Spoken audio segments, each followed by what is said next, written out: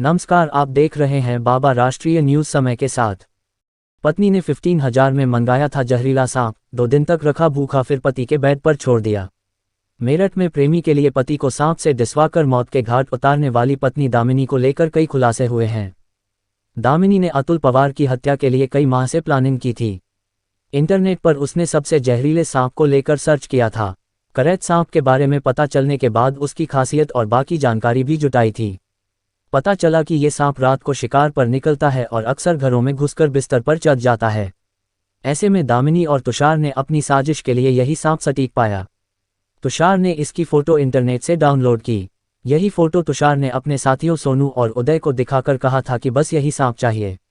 इसके लिए सपेरे को देने के लिए 15,000 रुपये भी दिए। करीब 7 दिन में सपेरा कहीं से ये सांप पकड़ कर लाया। तुषार और दामिनी ने सांप मिलने के बाद योजना को अंजाम देने की तैयारी की। 2 दिन तक सांप को भूखा रखा गया और फिर गुरुवार रात को अतुल के बेड पर सांप छोड़ दिया गया। करैत सांप ने अतुल को डस लिया और उसकी मौत हो गई। करैत की विशेषता देखकर दामिनी ने मंगाया था ये सांप। पुलिस ने अतुल पवार हत्याकांड में दामिनी, तुषार, सोनू और उदय से अलग अलग पूछताछ की। खुलासा हुआ कि दामिनी को अतुल की हत्या करने के लिए सांप से डिसवा देने का रास्ता सबसे आसान लगा। उन्हें एक ऐसा सांप चाहिए था तो घर में घुस जाता हो और जहरीला भी हो। इसके लिए दामिनी ने गूगल से जानकारी भी जुटाई। इसी दौरान कोबरा, करैत और वाइपर का विवरण मिला। उसने पढ़ा कि करैत ही ऐसा सांप है जो काफ़ी जहरीला भी है और रात में सक्रिय होता है। करैत भोजन और गर्मी की तलाश में घरों में भी घुस जाता है और सोए व्यक्ति को काट भी लेता है।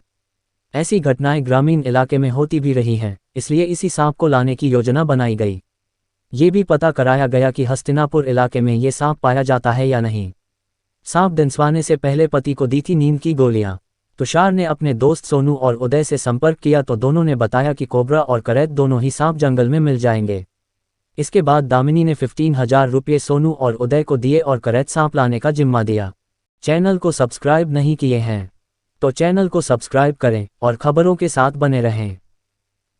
एक अन्य सपेरे की मदद से सोनू और उदय ने करीब 15 दिन में करैत को खोज निकाला और पकड़ कर लाए। सपेरे ने बताया कि यदि लापरवाही बरती तो ये सांप किसी को भी डस लेगा।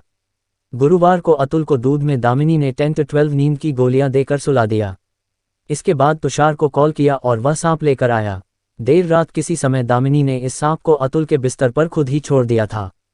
इसके बाद भूखे सांप ने अतुल को डस लिया और तुरंत ही उसकी मौत हो गई। कोबरा से भी जहरीला है करैत।